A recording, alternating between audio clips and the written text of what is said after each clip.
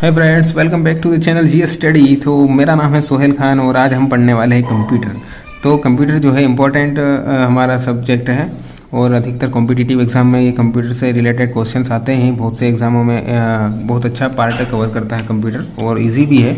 तो हम अगर कंप्यूटर को कवर कर ले तो दूसरे सब्जेक्ट से में अगर हम नहीं कवर कर पा रहे हैं तो कंप्यूटर जो हमारा स्कोर कर देता है। ठीक है, स्कोरिंग सब्जेक्ट है।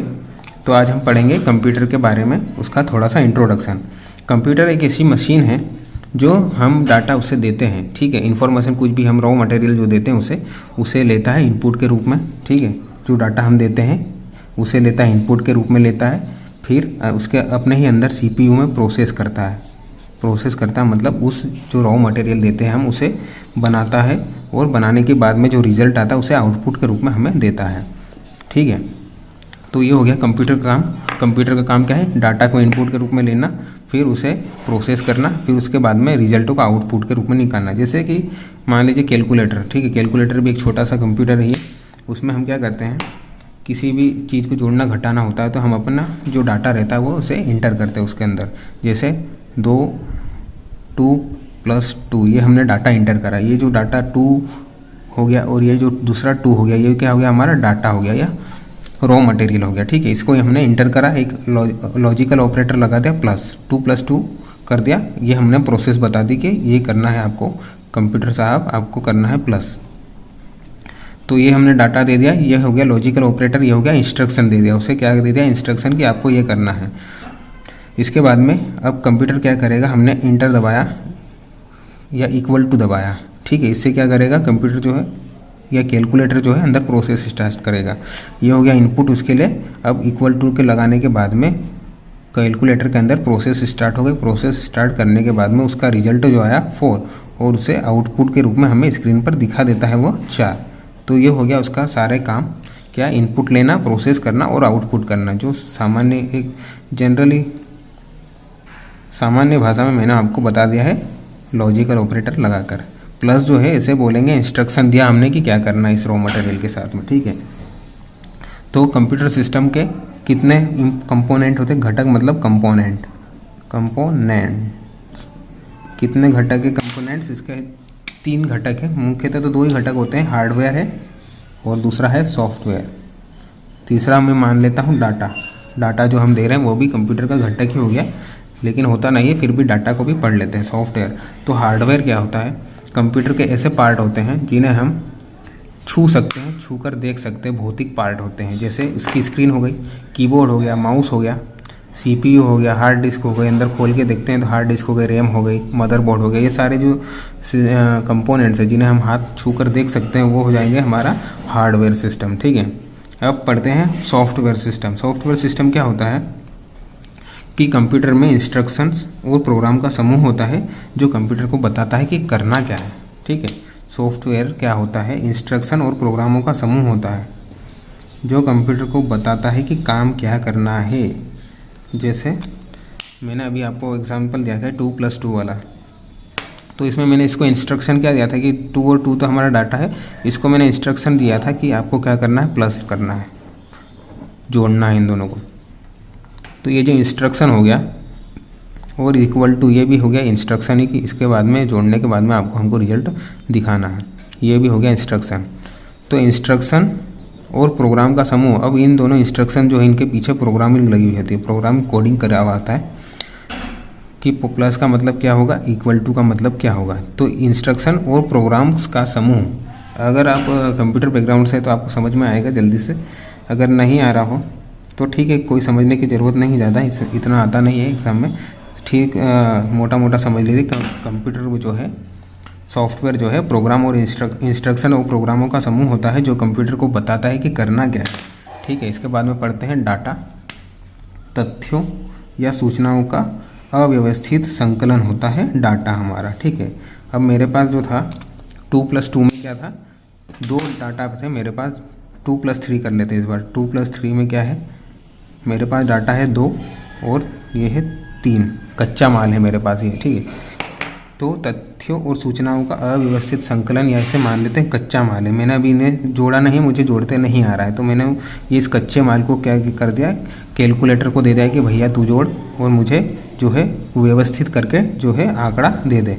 ठीक है, तो तथ्यों या सूचनाओं या फिर आंकड़े भी बोलते हैं, इसे तथ्यों या सूचनाओं का अव्यवस्थित संकलन जो होता है उसे डाटा बोलते हैं। ठीक है, और जब वह कंप्यूटर द्वारा प्रोसेस करके बाहर निकाल दिया जाता है हमें रिजल्ट के रूप में, उससे क्या बोलते हैं, सूचना।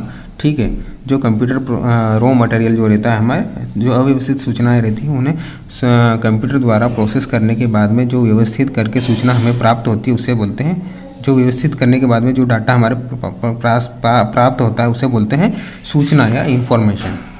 तो फ्रेंड्स, जो कच्चा माल रहता है हमारे पास, रॉ मटेरियल जो रहता है वह दो प्रकार का होता है हमारे पास। डाटा जो है दो प्रकार का होता है। कौन कौन से डेटा होते हैं, संख्यात्मक डेटा या चिन्हात्मक डेटा। ठीक है, संख्यात्मक को इंग्लिश में बोलते हैं न्यूमेरिक डेटा, चिन्हात्मक को बोलते हैं अल्फा न्यूमेरिक। इंग्लिश नाम से हमें समझ में आ जाएगा, न्यूमेरिक मतलब क्या, नंबर। तो संख्यात्मक डेटा वह होता है जो अंकों से बना होता है, जैसे 0 से लेकर 9 तक जो जितने भी अंक होंगे उन अंकों से बना होता है। ये 0 से लेकर 9 तक कुल 10 अंक होते हैं, इनसे हम कितनी भी संख्या बना सकते हैं अनंत तक। ठीक है, तो अंकों से बना हुआ जो डेटा होगा, कच्चा माल होगा, उसे बोलेंगे संख्यात्मक डेटा, जिसमें अंकों का प्रयोग होता है। ठीक है, अभी जैसे मैंने बताया 2 + 2 वो क्या हो जाएगा हमारा संख्यात्मक डेटा। अब पढ़ते हैं चिन्हात्मक डेटा या अल्फा न्यूमेरिक डेटा। वह डाटा जिसमें अंकों के साथ साथ किनका भी प्रयोग होता है, अक्षरों का भी प्रयोग होता है और चिन्हों का प्रयोग होता है, उस डेटा को बोलते हैं चिन्हात्मक डेटा। जैसे हो जाएगा व्यक्तियों का पता। व्यक्तियों के पता में क्या, घर का नंबर आता है तो वो हो जाएगा अल्फा न्यूमेरिक डेटा, नंबर। उसके बाद में व्यक्ति का नाम आ जाएगा या फिर गली का नाम, तो वो हो जाएगा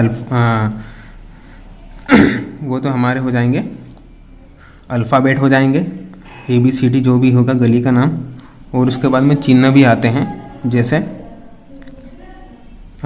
ये डैश आता है, ये चिन्ह आ जाएगा, @ भी चिन्ह में आ जाएगा। ये सारे चिन्ह जो आ जाएंगे हमारे चिन्ह कहलाएंगे। तो अल्फ़ा न्यूमेरिक जो डेटा होता है उसे बोलते हैं चिन्हात्मक डेटा है, जिसमें अंकों के साथ साथ अक्षरों और चिन्हों का भी प्रयोग किया जाता है, उसमें चिन्हात्मक डेटा कहते हैं। ठीक है, दो प्रकार का डेटा हो गया। उसके बाद में सूचना, मैंने आपको अभी जैसा पढ़ा है कि डाटा जो कंप्यूटर द्वारा प्रोसेस करने के बाद में हमें आउटपुट के रूप में मिलता है उसे व्यवस्थित डाटा को क्या बोलते हैं, सूचना बोलते हैं। ठीक है, और अव्यवस्थित डाटा को क्या बोलेंगे, अव्यवस्थित जो जानकारी रहेगी उसे बोलेंगे डाटा। तो यहाँ पर नोट आ गया भैया। ठीक है, नोट भी पढ़ लेते हैं। कितने रुपए का नोट है, फ्री का नोट है। ठीक है, तो कंप्यूटर शब्द की उत्पत्ति जो है किससे हुई है, ग्रीक भाषा से हुई है, ग्रीक लैंग्वेज से हुई, कंप्यूट से हुई है। क्या ग्रीक शब्द है एक कंप्यूट, उसका अर्थ क्या होता है, गणना करना। ठीक है, तो कंप्यूटर को क्या बोलते हैं, गणना करने वाला, या हिंदी में उसे बोलते हैं संगणक। याद रखना कि कोई पूछे कि कंप्यूटर को हिंदी में क्या बोलते हैं तो उसका आंसर आएगा संगणक। पूछते तो नहीं है लेकिन कोई पूछ ले जनरली कि यार भाई चल बताते को इतना ही होशियार बन रहा है, तो कंप्यूटर का हिंदी में नाम तो है इसका संगणक। पता होना चाहिए यार, हमें इतना पढ़ रहे हैं तो इतना तो पता ही होना चाहिए। तो फ्रेंड्स, ये कंप्यूटर के बारे में जो फैक्ट्स हैं मैंने लिखे हैं कि कंप्यूटर का जो प्रोसेसर होता है, उसका जो दिमाग होता है वह प्रोसेस करता है, तो उसकी स्पीड किसके में नापते हैं, हर्ट्ज में नापते हैं। हर्ट्ज में नापते हैं, याद रखना। भारत में जो सर्वप्रथम कंप्यूटर का उपयोग किया गया था, कहाँ पर किया गया था, बेंगलुरु के डाकघर में। कब किया गया था, 16 अगस्त 1986। तो ये जो डाकघर में उपयोग किया गया था, ये जन सामान्य के लिए किया गया था सर्वप्रथम कंप्यूटर का उपयोग। ठीक है, लोगों की सहायता के लिए किया गया था डाकघर में, ताकि जल्दी से जल्दी काम निपट जाए और लोगों को सुविधा है, इसलिए बेंगलुरु के डाकघर में लगाया गया था 16 अगस्त 1986 को। तो भारत का ये तो हो गया, डाकघर में लगाया था, सिर्फ एक ही कंप्यूटर लगाया था। और पूर्ण कंप्यूटरीकृत डाकघर कौन सा, भारत का प्रथम पूरा कंप्यूटर से लैस नई दिल्ली का डाकघर है। सबसे पहले नई दिल्ली के डाकघर में पूरा कंप्यूटरीकृत किया गया था उसे। और इसके बाद में पढ़ते हैं, इंटरनेट को जो है सूचना का राजमार्ग कहा जाता है। ठीक है, सूचना का राजमार्ग। पता ही होगा आपको कि इंटरनेट से हम देश विदेश से जुड़ जाते हैं, पूरे वर्ल्ड की जानकारी हमें प्राप्त हो जाती है, इसलिए इसे सूचना का राजमार्ग कहते हैं, क्योंकि यह एक हाईवे है किसका, इन्फॉर्मेशन का। कहीं से भी जानकारी हमें तुरंत प्राप्त हो जाती है।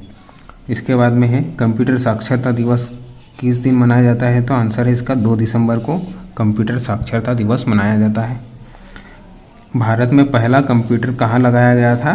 भारतीय सांख्यिकी संस्थान में लगाया गया था, कलकत्ता में। कब लगाया गया था? 1956 में।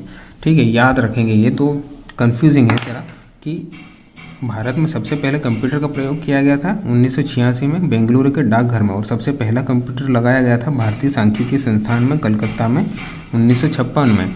तो यहाँ क्वेश्चन ये बनता है कि यार यहाँ पर पहले कंप्यूटर लगा दिया था 1956 में, तो क्या इसका उपयोग नहीं किया था?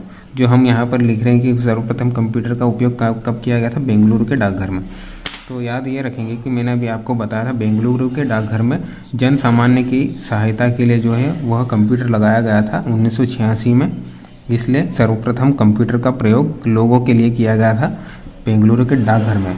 लेकिन सबसे पहले जो कंप्यूटर जो भारत में आ गया था, कहाँ पर? भारतीय सांख्यिकी संस्थान में आ गया था, कलकत्ता में 1956 में। लेकिन ये लोगों की सहायता के लिए नहीं, भारतीय सांख्यिकी संस्थान की गणनाओं के लिए किया गया था, इसलिए भारत का पहला कंप्यूटर कलकत्ता में स्थापित किया गया था, इसलिए इसे हम अलग मान रहे हैं। ओके, तो अगला जो पॉइंट है, सबसे ज़्यादा कंप्यूटर वाला देश कौन सा है?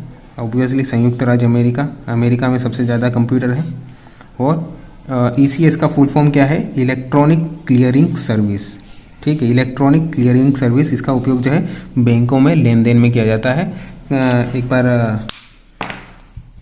MTS ग्रुप में, मल्टीटास्किंग ग्रुप में ये क्वेश्चन आया था कि ECS का फुल फॉर्म क्या है, तो इसका फुल फॉर्म है इलेक्ट्रॉनिक क्लियरिंग सर्विस, जो बैंकों में लेन देन में उपयोग होता है। ठीक है, और मैं इस वीडियो की डिस्क्रिप्शन में बहुत सारे जो फुल फॉर्म पूछे जाते हैं शॉर्ट फॉर्म के कि ECS का फुल फॉर्म क्या है, तो वो सारे फुल फॉर्म मैं आपको डाल दूंगा, इसके डिस्क्रिप्शन में देख लेना आपने, ताकि आपको कोई भी अगर क्वेश्चन पूछा जाता है फुल फॉर्म से तो वह उसके कवरेज एरिया से बाहर ना जाए। ठीक है, तो जो जो इम्पोर्टेंट है वही मैं दूंगा यहाँ पर आपको फुल फॉर्म, ताकि कचरा याद ना करना पड़े आपको। ठीक है, कचरा याद करने से कोई मतलब नहीं है। जो जो एग्ज़ाम के हिसाब से हमें याद रखना चाहिए वो मैं आपको ये सारे डिस्क्रिप्शन में डाल दूंगा फुल फॉर्म, तो उन्हें अच्छे से याद कर लीजिएगा।